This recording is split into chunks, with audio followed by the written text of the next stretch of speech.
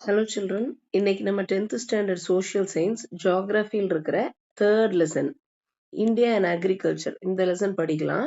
book back 2 marks மட்டும் நம்ம concentrate பண்ணி படிப்போம் இந்த portionல. Define soil. மண்ணுன்னா என்ன? Soil is the uppermost layer of the land surface. நிலப்பகுதியில் இருக்கிற மேலாப்ல இருக்கிற layer வந்து soil, மண்ணு. Usually composed of அது என்ன உள்வாங்கி இருக்கும், உள்ளடக்கி இருக்கும், கலந்து இருக்கும் அப்படின்னா மினரல்ஸ் இருக்கும், ஆர்கானிக் மேட்டர் கனிமங்கள், கரிம பொருட்கள் இதெல்லாம் இருக்கும், லிவிங் ஆர்கானிசம்ஸ் உயிரினங்கள் இருக்கும், காற்று இருக்கும், தண்ணி இருக்கும். இதுதான் soil. Name the types of soil found in India. இந்தியால காணப்படும் மண் வகைகள் என்னென்ன? இது வந்து நீங்க மெமரைஸ் தான் பண்ணிக்கணும். alluvial soil, black soil, red soil, laterite soil, forest and mountain soil. காடுகள்ல கிடைக்கிற மண்ணும் மலை பிரதேசங்கள்ல கிடைக்கிற மண்ணும் forest and mountain soil. arid அப்படின்னா வறண்ட காஞ்சன்னு அர்த்தம். காஞ்ச பாலைவன மண்ணு desert மண்ணு. saline and alkaline soil, peaty and marshy soil. இந்த வகையான சாயல்கள் தான் இந்தியால காணப்படுது. State any two characteristics of black soil. black soil ஓட குணாதிசயங்கள் அதை பத்தி சொல்லுங்கன்னு சொல்லுது. black cotton soil. black cotton soilனா கரிய பருத்தி மண் அப்படின்னு சொல்லுவாங்க. இந்த சாயில் எல்லாம் நீங்க மெமரைஸ் பண்ணி தான் படிச்சுக்கணும். இது ஒரு வகையான மண், அவ்வளவுதான். அதோட குணாதிசயம் என்னன்னா, it consists of calcium and magnesium carbonates. இதுல என்னென்ன மினரல்ஸ் இருக்கு அப்படின்னா, என்னென்ன சத்துக்கள் இருக்கு அப்படின்னா இதைத்தான் சொல்லணும். Calcium, magnesium carbonates, high quantities of iron, இரும்பு சத்து அதிகமா இருக்கு, aluminium, lime and magnesia. It is rich in potash lime. Potash லைம்ல ரிச்சா இருக்கு aluminium, calcium and magnesium. Okay, now define agriculture. விவசாயம்னா என்ன? Agriculture is the process of producing food for people, fodder for cattle, fiber, and many other desired products by the cultivation of certain plants and the raising of domesticated animals. விவசாயம்னா மக்களுக்கு உணவு தயாரிக்கும் ஒரு முறை, process, ஒரு செயல். fodder for cattle. fodderனா தீவனம். ஆடு மாடெல்லாம் சாப்பிடும் இல்லைங்களா, அது வந்து ஃபாடர், தீவனம். கேட்டில் கால்நடைகளுக்கான தீவனம் உற்பத்தி செய்யறது வந்து அக்ரிகல்ச்சர். ஃபைபர் நார் எடுக்கிறது அக்ரிகல்ச்சர்ல சேரும். And many other desired products, நம்மளுக்கு என்னென்னலாம் தேவைப்படுதோ அதையெல்லாம் நம்ம உற்பத்தி செஞ்சுக்கிறது அக்ரிகல்ச்சர். பை கல்டிவேஷன், ஒரு விவசாயம் செய்து நம்மளுக்கு தேவையான பொருட்களை உற்பத்தி செய்துக்கிறது, அதுதான் இந்த ஃப்ரேஸோட மீனிங். ஆஃப் சர்டன் பிளான்ஸ், சில செடிகள், சில பயிர்களை மட்டும் விதைத்து நம்மளுக்கு தேவையான பொருட்களை உற்பத்தி செஞ்சுக்கிறது. Okay, and the raising of domesticated animal, வீட்டில் வளர்க்கிற பிராணிகளை எல்லாம் வச்சு வளர்த்துறது. ரெய்ஸ்னா வளர்த்துறதுன்னு பேர். வளர்த்தே அது மூலமா வருமானம் காண்பது வந்து அக்ரிகல்ச்சர்ல சேரும். அப்போ பயிர்கள் வளர்த்தி மக்களுக்கு உணவு தயாரித்து, கால்நடைகளுக்கு உணவு தயாரித்து, நார் தயாரித்து, இது டொமஸ்டிகேட்டட் அனிமல்ஸ் அப்படின்னா ஆடு, மாடு, கோழி, பன்றி, மீன் இதையெல்லாம் வளர்த்தி அது மூலமா வருமானம் பார்க்கறது வந்து விவசாயம். Okay, now state the types of agricultural practices in India. இந்தியால நம்ம ஃபாலோ பண்ற விவசாய முறைகள் என்னென்ன? The types of agricultural practices வந்து subsistence farming, shifting agriculture, intensive farming, dry farming, mixed farming agriculture, terrace farming.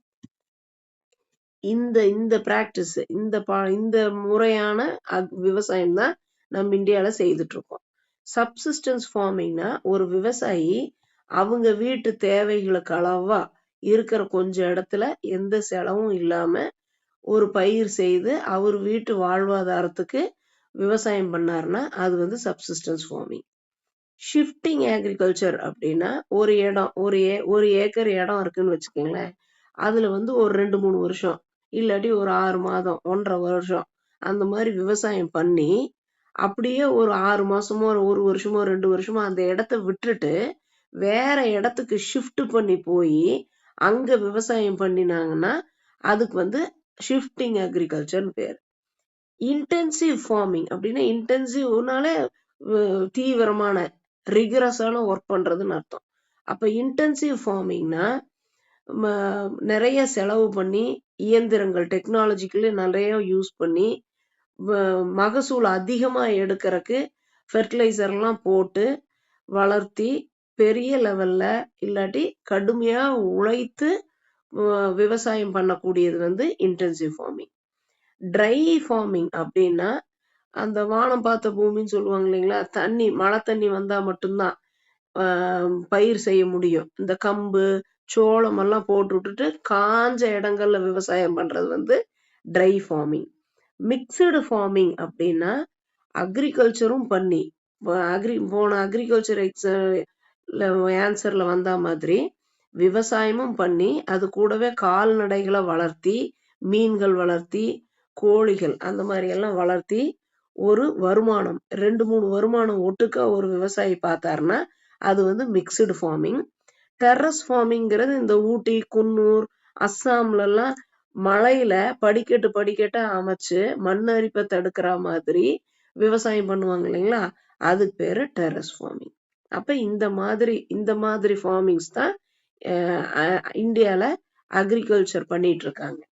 Okay, name the seasons of agriculture in India. அப்ப என்னென்ன season இது இப்படி நீங்க மெமரைஸ் பண்ணி தான் ஆகணும். இது புரிஞ்சு படிக்கிறதுக்கு ஒன்றும் இல்லை. Kharif season, Rabi season, Zaid season. இது ஜூன்ல இருந்து செப்டம்பர் வரைக்கும், அக்டோபர்ல இருந்து மார்ச் வரைக்கும், ஏப்ரல்ல இருந்து ஜூன் வரைக்கும். Okay, mention the plantation crops of India. Plantation crops இந்தியால என்னென்ன இருக்கு அப்படின்னா டீ, காஃபி, ரப்பர், மசாலா பொருட்கள், இதெல்லாம் தான் plantation graphs. What do you mean by livestock? Livestockனா என்ன?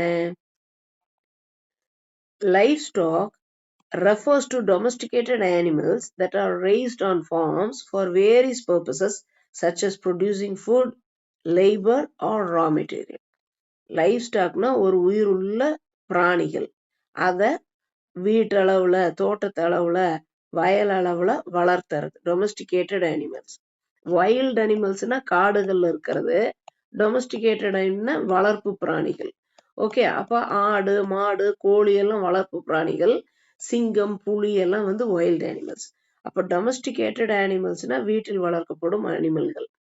That are raised on farms, தோட்டங்கள்ல வயல்கள்ல வளர்த்தப்படுகிறது. எதுக்கு? வேரியஸ் பர்பஸஸ், நிறைய விஷயங்களுக்காக, நிறைய பர்பஸுக்காக. சச் as ப்ரொடியூசிங் ஃபுட்டு, அதை வந்து நம்ம உணவா உண்போம். ஆடு கோழி எல்லாம் மீன் எல்லாம் உணவா உண்போம்.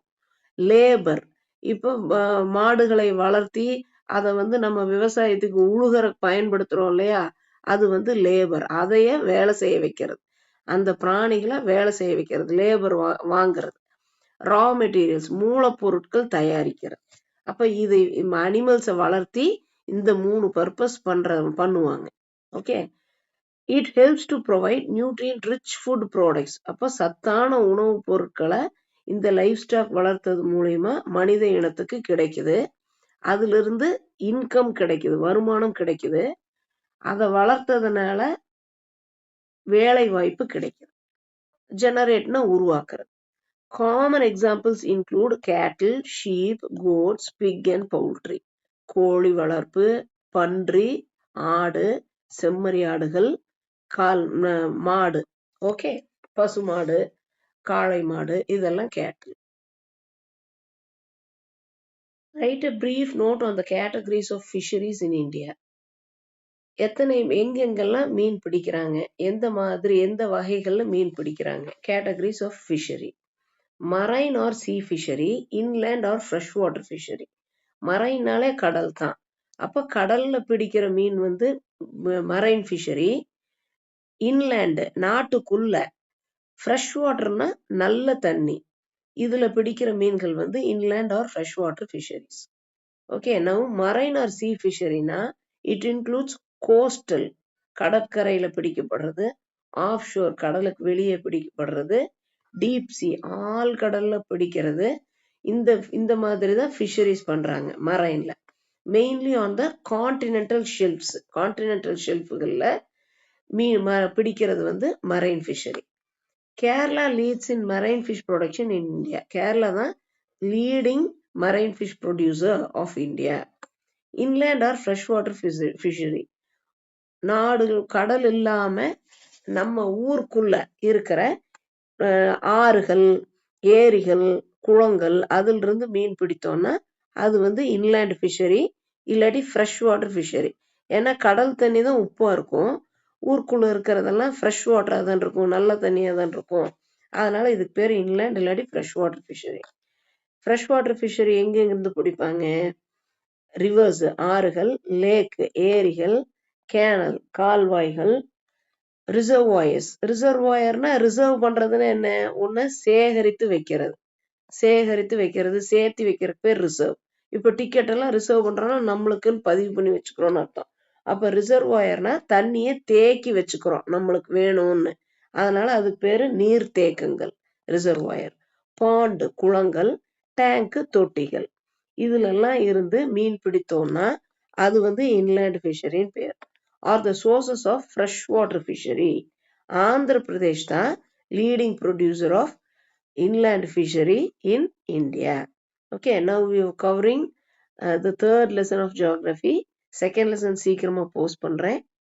ஃபியூச்சர்ல, நியரஸ்ட் ஃபியூச்சர்ல நம்ம 1 மார்க் புக் இன்சைடு 1 மார்க்கும் லாங் ஆன்சர்ஸும் இதே மாதிரி வேர்ட் பை வேர்ட் எக்ஸ்பிளைன் பண்ண போறேன். இந்த சேனல் உங்களுக்கு பிடிச்சிருந்துச்சுன்னா சப்ஸ்கிரைப் பண்ணிக்கங்க, ஷேர் பண்ணுங்க. உங்க 10th ஸ்டாண்டர்ட் ஃப்ரெண்ட்ஸ் எல்லாம் இருந்தாங்கன்னா அவங்களுக்கு ஷேர் பண்ணி அவங்களுக்கும் சப்போர்ட் பண்ணுங்க. Thanks a lot. Best wishes.